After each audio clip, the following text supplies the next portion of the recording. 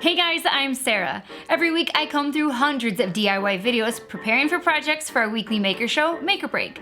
Along the way, I find some good ones and some great ones. And right now, I'm gonna share them with you. This is Sarah's top 5 DIY workbenches. Alright, let's get started with number 5. Robert Jay Keller shared how to make a 1-hour DIY workbench using just 2x4s and a sheet of plywood. He started off by cutting all of his 2x4s to length, and then he assembled the base of his workbench using construction screws. He added these heavy-duty casters that are easy to lock and keep the bench still when you need it, but can easily be unlocked and pushed out of the way when you don't. All that was left was to finish the base and add the plywood top, and this mobile workbench is done. Matt Beckham is number 4. Matt wanted to make a DIY workbench that wasn't going to cost him a fortune to make and could double as an outfeed table for his table saw.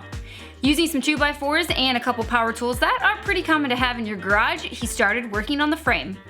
When the frame was finished, he added supports for the legs and the plywood work surface, and with the help from his kiddo, he got the top screwed into place. This entire build was under $50 and would definitely help you out in a garage or shop.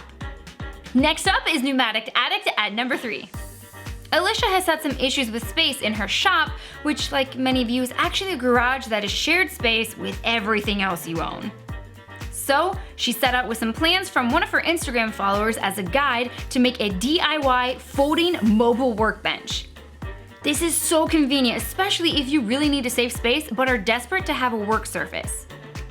Using mostly 2x4s, she made the end panels, then moved on to the folding aspect of the bench that's made up of utility hinges, 1x4s, and plywood pieces. Next, she added the 2x2s for extra support for the sides and the top surface, and then added some casters to make it easy to move out of the way. Awesome job, Alicia! Number 2 is Make, Build, Modify. This is a giant workbench weighing in at over 850 pounds of reclaimed lumber from an old barn, over 600 screws, and more than a gallon of wood glue. Justin started off this project by cutting the old boards down to size and running them through a planer. Next, he started assembling the mammoth-sized legs with biscuits, glue, and screws. He made sure to cut out the notches for the shelf during this part of the process to make assembly way easier. Now, he did run into a couple issues, but he worked through them, and the final product is a very sturdy workbench that is pretty awesome. Just hopefully he doesn't need to move anytime soon. Finally, coming in at number 1 is Third Coast Craftsman.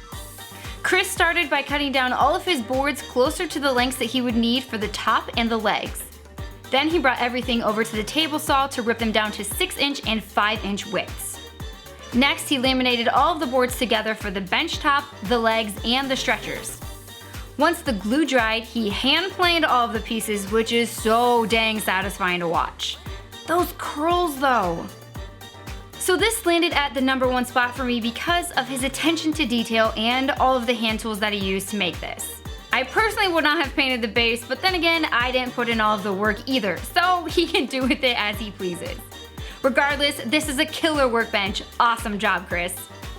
Alright guys, do me a favor and like this video, and if you have not already subscribed to Belts and Boxes, please do that now and hit the bell so you don't miss any of the shows that come out during the week. You can catch me every Friday at 5 p.m. with Rob for the Power Tool Week in Review, and every Saturday at noon for the next episode of Make or Break. We'll see you then.